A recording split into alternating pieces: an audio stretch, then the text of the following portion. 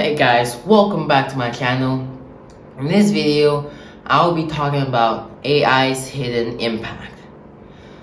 So over the course of the last few weeks, we've realized that actually AI has a flaw. And the specific one I'm talking about is the AI bot ChatGPT, or anything related to chatbot when they generate answers and prompt answers for you.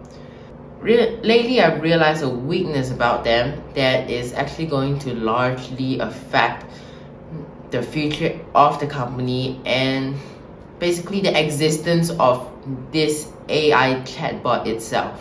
So the first point I want to talk about today is AI tool water consumption. And tool, of course, I'm referring to ChatGPT or any other chatbot in the world. So ChatGPT, the chatbot of OpenAI, has faced a huge problem. They have faced a huge problem, Microsoft, because they back up OpenAI. The problem is this AI tool has a large amount of water consumption in order to cool down its supercomputer. And because of this, Microsoft has increased 34% global water usage, and that's 20% for Google. And all of this increase in water consumption is caused by AI work. And actually, the researchers believe that about every 5 to 50 prompts or questions asked for this bot, they use about 500 millimeters of water. So this amount of water usage has actually raised the concern for residential water supply in certain areas. And because of this, of course, Microsoft and OpenAI and Google, they're trying to make their AI work much more efficient than before. And they're focusing on reducing the water usage and overall environmental impact. Of course, they're talking to authorities to try and solve this problem, but so far, this is the situation we're facing. So now on to my second point, which is the negative effects this will put on the company and the AI chatbot.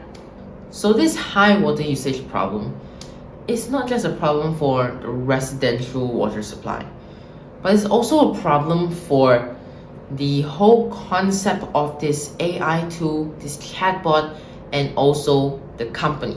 Of course, not Microsoft, but OpenAI. So just one of the problems that the companies will face from this water usage is that more and more water will be pumped in. And when more and more water is pumped in, that increases the cost significantly. And we're not just talking about pumping in water to increase the cost. We're talking about higher maintenance, and we're also talking about more water filtration, and we're also talking about more energy used for water pump. So yes, this will largely affect the company because the budget has to increase, but then at the same time, maybe the earnings is not. So second reason why the companies will face a problem is because when you use that much amount of water until the residential water supply has problem, then you're gonna potentially face a public backlash, meaning like people don't agree with what you're doing anymore. What you're doing is wrong. How can you use so much water for an AI project until the point where a lot of people are not capable of using as much water as they used to be? Because, it's water and you're using it on a project and then saving it from human consumption. So yeah. And of course, they're going to face environmental impact and, of course, potential regulations of the government for using too much water. So basically, higher cost, reputation, environment, and potential regulations. Not too bad. Could be worse, but of course we don't want to be. So, okay, let's be honest, it's actually quite bad. Okay, now to my point 3. which is possible things that Google and Microsoft could explore. For example, liquid cooling to cool down the supercomputer, and also, for example, heat management system. Maybe that way, then it wouldn't heat up so much that they need to consume so much water, right? And liquid cooling system, maybe it could work as well as a lot of water used together. I'm not really knowing the science here, but then it's definitely things that they can explore, in my opinion. Or they could invest in data center located in regions that are abundant and they have sustainable water. Maybe they can use that instead of needing to use the local water supply. Additionally, they can just use renewable energy actually, which they can just overall reduce the carbon footprint. So overall, in conclusion, this water usage problem has not just been bad for the residential people, it has also been bad for the tech companies, specifically the AI tech companies, where they have needed a lot of this constant usage of water to maintain the powerful supercomputer. And of course, they have to be innovative, find new ways to cool down the supercomputer instead of consuming so much water.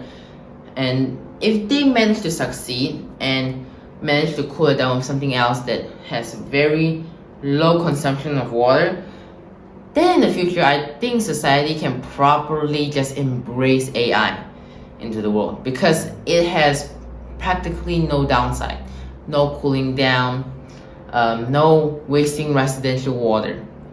And now it can just function instead of having actually a huge flaw that this very powerful thing has a huge flaw, then maybe it will be cancelled out in the future. And of course, this actually kind of showcased the problem of tech innovation and also trying to maintain the planet's environment at the same time. I won't say that neglecting one of them is good at all, but I will say that this is a pretty tough position, and I just hope they succeed. I mean, maybe some of you are not really accepting of AI, but I think AI might as well call the future. And if you guys don't embrace it now, I'm pretty sure you guys are gonna be too late in the next 5 years. In the next 5 years, if you guys just try and start to tap into AI, it's too late. So I think AI is the future. I hope they find a way to solve this usage of this water supply. And yeah, that's about it for today. A few solutions that I suggested, that's about it. And I hope you enjoyed this video. I hope you learned something out of it, and I'll see you in the next one. Bye.